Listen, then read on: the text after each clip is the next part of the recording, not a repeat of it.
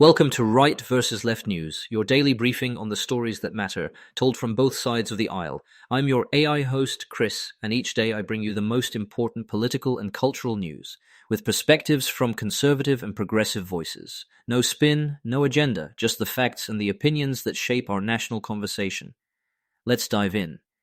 Here's what we're watching today. A federal appeals court says the Pentagon went too far with its transgender service ban. The White House tweaks metals tariffs with real economic ripple effects. Voters in 6 states head to the polls. Florida sues OpenAI in a first-of-its-kind case. And hurricane season kicks off with a quieter outlook. But big preparedness questions. Let's get into it. Before we jump into today's stories, a quick word from our sponsors. This episode is brought to you by Family GPT, the AI chat platform actually designed for kids. If your children are curious about ChatGPT, but you're worried about what they might see, Family GPT gives you full parental controls, content filtering, and the ability to align responses with your family's values. Whether Christian, Muslim, Jewish, secular, and many more. Monitor every conversation, set usage limits, and let your kids explore AI safely. No ads, no data selling, complete privacy. Sign up free at familygpt.chat.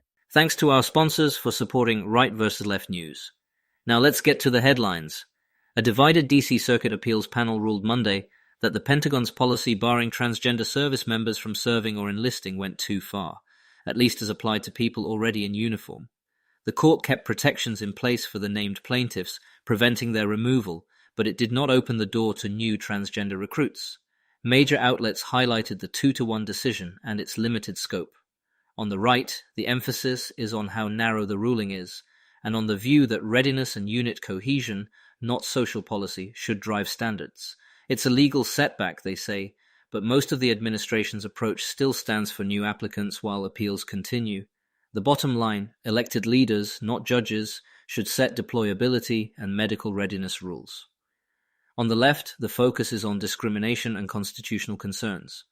Progressive voices argue the policy was driven by impermissible bias and urge the administration to narrow or rescind it rather than fight on, treating this less as a staffing rule and more as a civil rights issue. Over to the economy, the White House issued a new proclamation adjusting how Section 232 metal tariffs are calculated and applied, while keeping headline rates, a 50% duty on most primary steel, aluminum, and copper, largely in place. The move broadens which derivative goods are covered and sets implementation dates this month. Analysts are already unpacking the mechanics. On the right, opinion splits. Free market conservatives warn tariffs are a tax on Americans that raise prices and distort supply chains. Populist and industrial policy conservatives, meanwhile, praise the shift as shoring up critical capacity and national security. On the left, center-left economists and business groups raise alarms about consumer costs, potential retaliation and policy whiplash after recent court fights over tariff powers. Progressives push for negotiated supply chain resilience over broad tariffs, arguing certainty beats across-the-board duties. Across the map, it's primary day in 6 states: California, Iowa, Montana, New Jersey, New Mexico, and South Dakota. Voters are choosing key gubernatorial, congressional, and Senate nominees, with results expected this evening. On the right, watch enthusiasm in GOP congressional primaries. Can anti-establishment challengers turn online energy into votes? Expect an emphasis on crime and the border in House races, and on whether the party's ground game, including mail-in ballot chasing, is improving. On the left, progressives are testing economic populists and Labour-backed candidates against moderates in deep blue terrain, while watching youth turnout and the salience of abortion rights in suburban districts. Analysts will read the returns as an early barometer for how social issues, from LGBTQ rights to book bans and campus speech, are motivating the base. We'll be right back with more of today's news after this brief message. This episode is brought to you by Family GPT, the AI chat platform actually designed for kids. If your children are curious about ChatGPT, but you're worried about what they might see, Family GPT gives you full parental controls, content filtering, and the ability to align responses with your family's values. Whether Christian, Muslim, Jewish, secular, and many more. Monitor every conversation, set usage limits, and let your kids explore AI safely. No ads, no data selling, complete privacy. Sign up free at familygpt.chat. Thanks again to our sponsors. Now back to the news. Back to tech and the courts. Florida filed a first-of-its-kind state lawsuit against OpenAI and CEO Sam Altman, alleging the company misled the public about ChatGPT's safety, citing incidents tied to violence, self-harm, and youth addiction. The state attorney general says internal warnings were ignored. OpenAI points to ongoing safety work and content protections. On the right, many see long overdue accountability for big tech, calling for strict age gating, liability for negligent design, and transparency into training data and safety testing.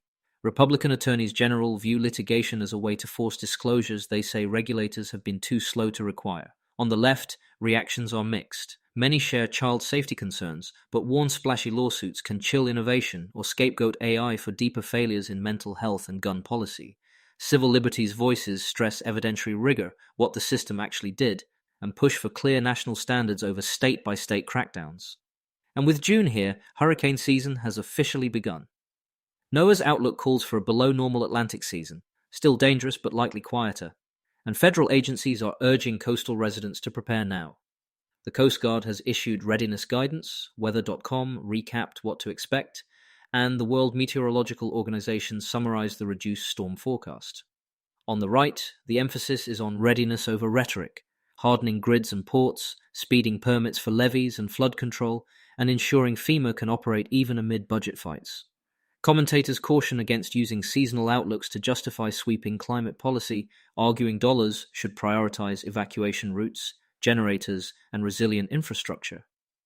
On the left, preparedness and climate resilience go hand in hand. More funding for modern stormwater systems, backup power for hospitals, and buyouts in repeatedly flooded neighborhoods. Advocates note that quieter than average can still be catastrophic for vulnerable communities, and they press for robust local adaptation plans and steady disaster mitigation funding. Quick recap: a court curbed the Pentagon's transgender ban for current troops. The White House recalibrated metal tariffs. Voters in 6 states are casting primary ballots. Florida opened a landmark lawsuit against OpenAI. And hurricane season started with a calmer, but not harmless wind forecast. We'll keep tracking results and reactions through the night and into tomorrow. That's it for today's episode of Right versus Left News. Remember, understanding both sides isn't about picking a team, it's about being informed. Subscribe wherever you get your podcasts and join us tomorrow for another balanced look at the day's biggest stories. Until next time, stay curious and stay informed.